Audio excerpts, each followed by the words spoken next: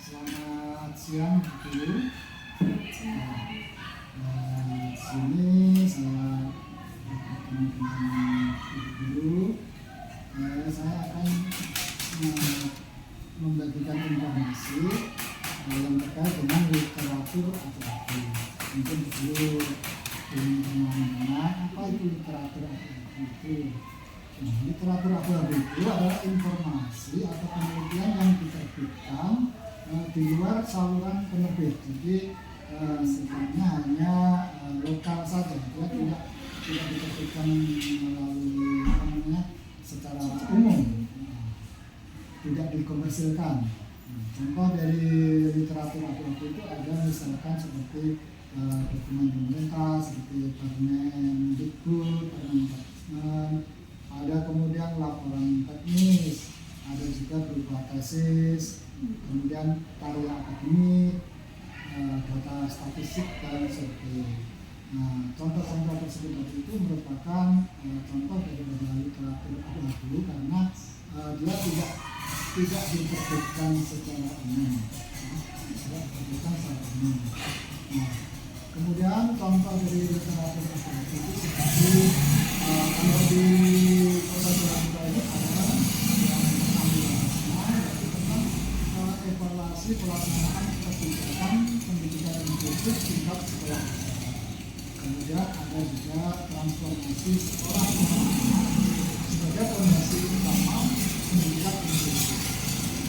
Nah, kita bisa mengenali ciri-ciri daripada literatur abu-abu itu dengan melihat karakteristiknya atau ciri-cirinya. Jadi ciri-ciri dari literatur abu-abu itu seperti tadi yang berdasarkan pembicaraan tadi ya, dia tidak dikelola oleh penerbit yang komersial, kemudian disebarkan tanpa tujuan komersial. Itu dia hanya disebarkan tapi tidak untuk dikomersialkan.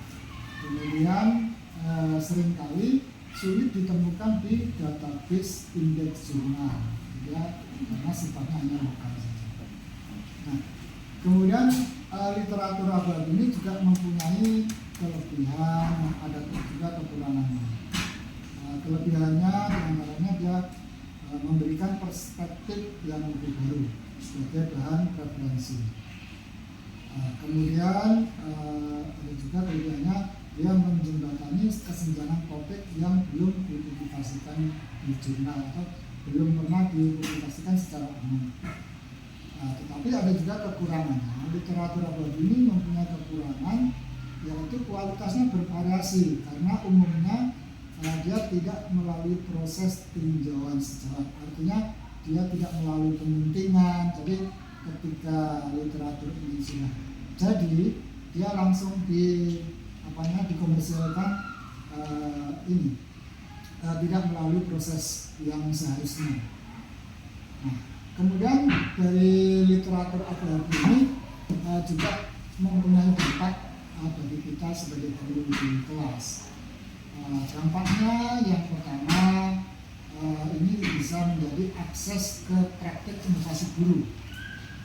Misalnya melalui literatur abu-abu ini, guru dapat mengadopsi metode pengajaran terkini, termasuk literasi digital. Kemudian dampaknya lagi ada juga dia relevansi dengan kurikulum dan kebijakan. Karena dokumen resmi pemerintah ini untuk membantu guru menyelaraskan materi pembelajaran, atau biasanya ini di dalam sebuah permen itu diberlakukan di sekolah-sekolah secara menyeluruh. Kemudian dampak yang ketiga, literatur abu-abu ini juga bisa menjadi inspirasi kita untuk menyusun atau membuat penelitian tindakan kelas. Jadi ketika kita mau menyusun PPK, kita bisa menggunakan literatur abu-abu ini untuk sebagai bahan referensi kita.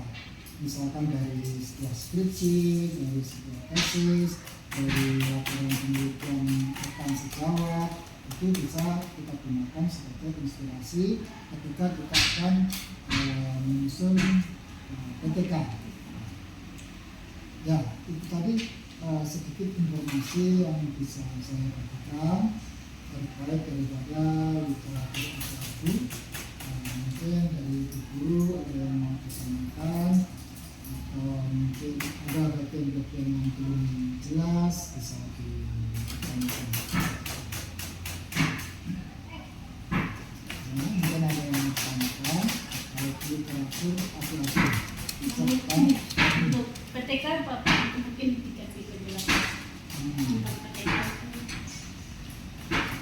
PTK, pendidikan tindakan kelas. Iya.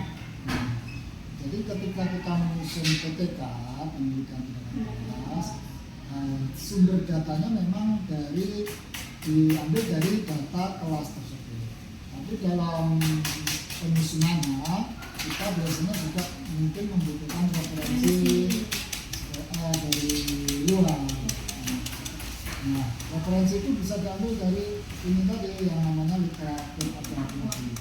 Bisa juga kita ambil dari PTK dari rekan sejawat yang pernah menyusun, itu bisa dijadikan dalam referensi. Oke, sudah jelas. Jelas ya? Terima kasih Pak Guru. Terima kasih atas waktunya. Selamat sore.